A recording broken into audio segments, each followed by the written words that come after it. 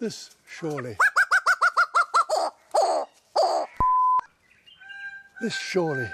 is one.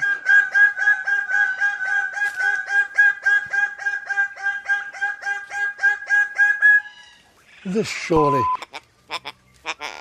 Close up, the prunes are truly exquisite. A gauzy tone. Of course, by the 18th century, naturalists realised that birds of paradise did have legs. Even so, by about the 18th century. And so when...